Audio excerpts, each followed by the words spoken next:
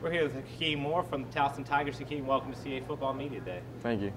You've been one of the top receivers for Towson for the past 2 seasons.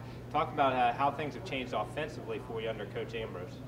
Like you said, I've been a top receiver here for the last couple of years. Things have changed a lot with Ambrose. With me personally, Ambrose showed me how to fight as a player. He showed me how to keep getting up every time I got hit hard or every time something went wrong, or keep pushing. Offensive-wise here, Coach Ambrose has changed. Like, we're more balanced as an offense. Like, we don't just pass. In the past we passed a lot. We didn't really run the ball like that. So we're more balanced, I would say, now with under Ambrose. How much easier, I guess, is it going to be into year 2 of his system, and what are the expectations as an offense this year going into the year?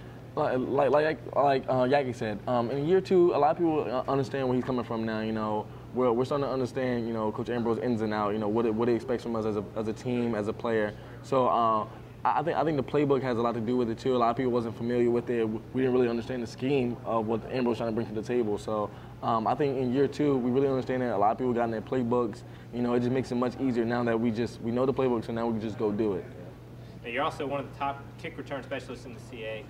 Is it something you enjoy doing, and kind of give me the mindset of what it takes to be successful when you're sitting there waiting on the ball, you got 11 guys all coming at you? Yeah, I love being a kick return specialist. I love being on special teams. I love, everything about special teams, because that divides the men from the boys. It's like you go down there with a head full of steam, and there's only one way you're gonna let it out. You're either gonna hit somebody or you're gonna be hit.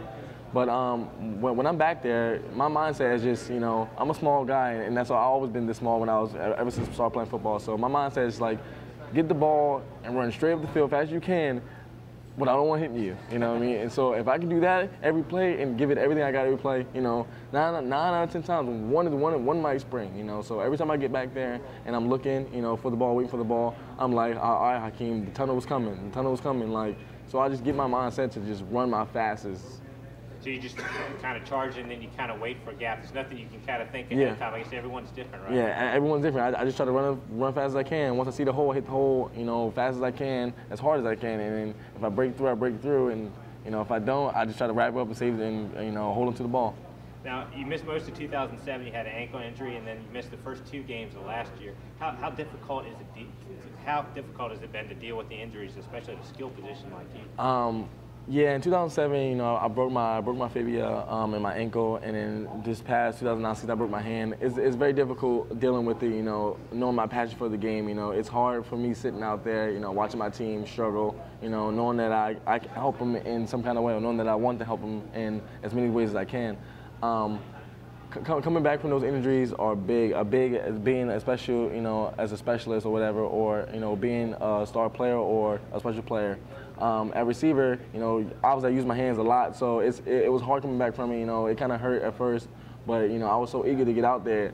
I'd rather accept that pain, and deal with the pain when I'm out there than to miss any more games. And then with the ankle, it's just I try to get it. It wasn't something I could prevent or anything like that, so I just try to get back as soon as possible. I did not want to be out for the spring. I didn't want to be out for next year. I don't want to have no disadvantages to me. I just try to work hard as I could, to get my strength back in my legs. In a sport like football, do you just realize that's kind of part of the game and it's something you're going to have to do? Oh, yeah. It definitely woke me up as a player, the injuries, because I never got injured before. And, I always told myself I would never get injured, So, coming into college, I always thought about football as that was my first priority.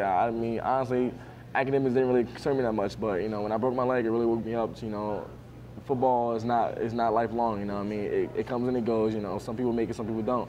So it really woke me up to, to do good academically too, and also perform in football.